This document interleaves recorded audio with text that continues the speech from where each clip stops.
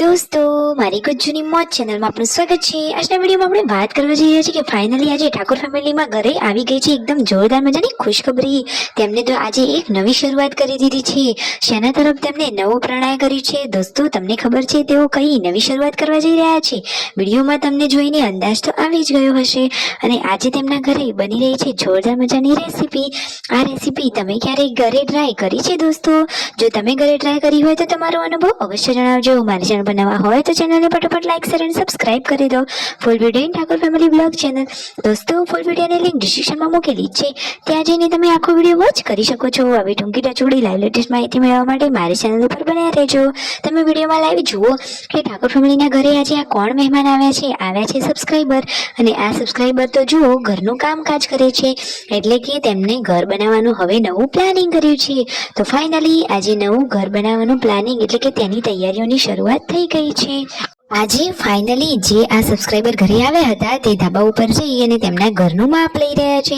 કયા પ્લાનિંગથી કેટલા રૂમ વાળું અને કઈ ડિઝાઇન વાળું અને કયા રીતના આયોજન વાળું ઘર બનાવવું તેનું પ્લાનિંગ આપી રહ્યા છે। થોડા દિવસમાં તેનો મેપ તૈયાર કરી તેઓ એમને સેન્ડ કરશે, જેથી ઠાકોર ફેમિલીના બધા જ લોકો હળી મળી અને ડિસ્કશન કરી અને વિચારી શકીએ કે પ્લાનિંગ કયું કરવું, કયા પ્લાનિંગથી ઘર બનાવવું, સીડી ગોળ રાઉન્ડ વાળી રાખવી કે સીધી રાખવી। અને દોસ્તો આ વખતે તેઓ જોરદાર પ્લાનિંગ સાથે જોરદાર મજાનું ઘર બનાવવાના છે।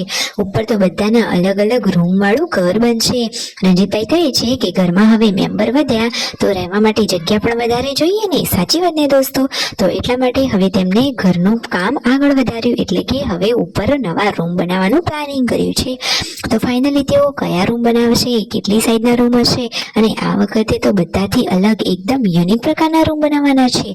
એટલે કે અત્યારના લાઈવ લેટેસ્ટ ટ્રેન્ડિંગ અપડેટ વાળા તેઓ રૂમ બનાવશે અને જોરદાર મજાનું પ્લાનિંગ કરશે। દોસ્તો હવે તેમને તો ધાબા ઉપર ઘણી બધી જગ્યા છે, તો કદાચ 5 થી 6 રૂમ તો આસાનીથી બની જશે। તો રાકેશભાઈનો, રણજીતભાઈનો, સંજયભાઈનો બધાના જ બેડરૂમ હવે અલગ અલગ થઈ જશે।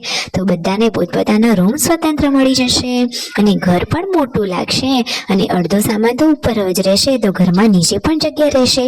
રાતના જમણવાની તૈયારીઓ થઈ રહી છે, જમવામાં તો જોરદાર મજાની રેસીપી બની રહી છે। મને તો જોતા જ મોઢામાં પાણી આવી ગયું। તમે ક્યારે આ રેસીપી ટ્રાય કરી છે દોસ્તો? ચૂલા ઉપર સરસ મજાના બાફીને બનાવી દીધા છે મેથીના મુઠિયા, અને જો રાકેશભાઈ બનાવી રહ્યા છે ચટાકેદાર ચટણી। તો શું દોસ્તો તમને મુઠિયા ભાવે છે? આ રીતે લોટ બાંધી અને વેલણિયા વણી અને પછી બાફી દેવાના હોય, અને પછી તેનો સરસ મજાનો ટેસ્ટી તલવાળો વઘાર કરવાનો હોય। વઘારની કારીગરીમાં તો સંજયભાઈ થોડા પાછા પડે। જોરદાર મજાના મુઠિયા તૈયાર। વાવ, તમને પણ ટેસ્ટ કરાવી લો।